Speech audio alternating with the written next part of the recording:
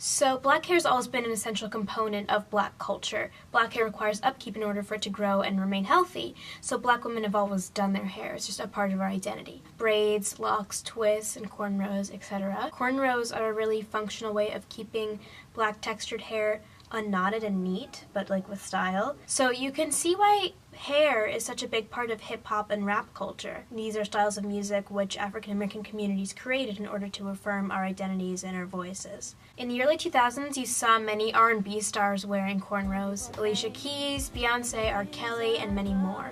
As hip-hop became more and more popular and integrated into pop culture, so did black culture. Eminem's album went 4 times platinum, and he achieved immense success in the hip-hop world. Black culture had become popular. As the early 2000s turned into the 2010s, white people began to wear clothing and accessories associated with hip-hop. More and more celebrities could be seen wearing cornrows and braids, and even grills.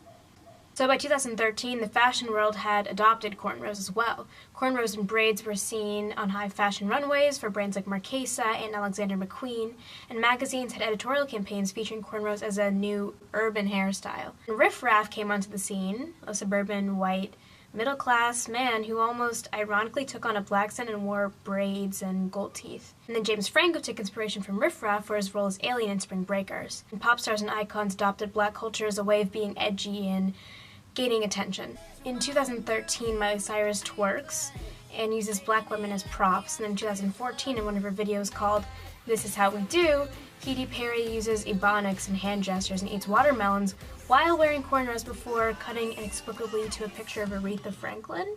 I see you. So, as you can see, cultural appropriation was rampant. Not only were white people becoming rappers, but they were excelling in the world of hip-hop. Macklemore and Ryan Lewis's song Thrift Shop garnered a #1 spot on Billboard's year-end chart for 2013, and then Iggy Azalea's song Fancy reached #1 the following year. And in May of 2014, Forbes released an article titled Hip-Hop's Unlikely New Star, a White, Blonde Australian Woman. But at the same time, police brutality against black people came to the forefront in an incredible movement ignited by the murders of Trayvon Martin, Michael Brown, Tamir Rice, Eric Garner, and many others. People began to protest institutionalized racism by marching and by using social media. Celebrities spread awareness and shared condolences, or at least some did, as Azealia Banks, a black female rapper, pointed out. As Azealia Banks observed in her tweets, white musicians who partook in hip-hop culture and adopted blackness, Iggy Azalea in particular, failed to speak on the racism that comes along with black identity. Banks and Azalea feuded on Twitter until Banks participated in an interview on New York's Hot 97. I have a problem when you're trying to, say that it's hip-hop and you're trying to, put it, up against black culture. It's like a cultural smudging was what I see. All it says to white kids is oh yeah, you're great, you're amazing, you can do whatever you put your mind to. And it says to black kids, you don't have you don't own not even the shit you created for yourself. And it makes me upset. That itself is what is so complicated when it comes to black culture. I mean, the line between cultural appropriation and cultural exchange is always going to be blurred, but here's the thing.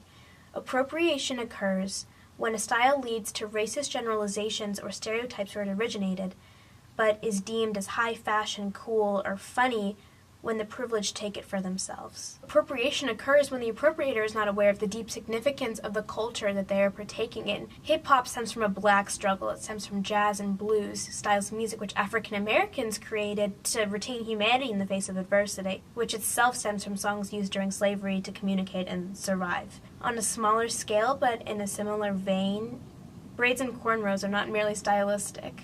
They're necessary in order to keep black hair neat. So I've been seeing this question a lot on social media, and I think it's really relevant. What would America be like if we loved black people as much as we love black culture?